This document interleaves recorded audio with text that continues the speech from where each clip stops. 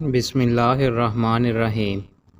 رسول اللہ صلی اللہ علیہ وآلہ وسلم نے ارشاد فرمایا، اللہ تعالیٰ قیامت کے دن اس شخص کی طرف نہیں دیکھے گا جس نے تکبر سے اپنا تہمت گھسیٹا۔ رسول اللہ صلی اللہ علیہ وآلہ وسلم نے صحابہ رضی اللہ تعالیٰ عنہ سے فرمایا، میں نے تمہیں حکم دیا تھا کہ فلاں اور فلاں کو جلا دینا، لیکن آگ ایک ایسی چیز ہے جس کی سزا صرف اللہ تعالیٰ ہی دے سکتا ہے، اس لیے اگر وہ تمہیں ملیں تو انہیں قتل کرنا، آگ میں نہ جلانا۔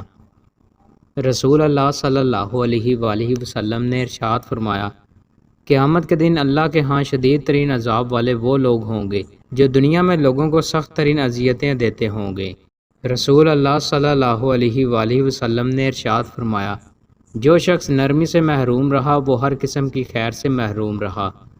رسول اللہ صلی اللہ علیہ وآلہ وسلم نے ارشاد فرمایا، رات کے آخری حصے پر قرآن پڑھنے پر فرشتے حاضر ہوتے ہیں، یہ افضل وقت ہے۔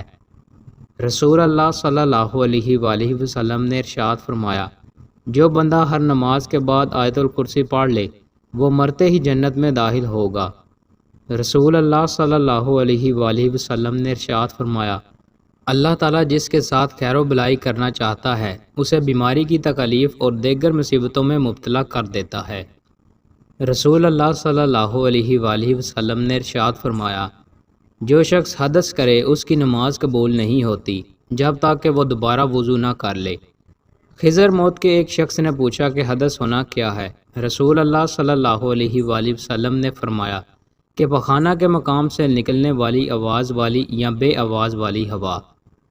دوستوں، مزید اچھی ویڈیوز کے لیے ہمارے چینل کو سبسکرائب لازمی کریں۔ بہت شکریہ۔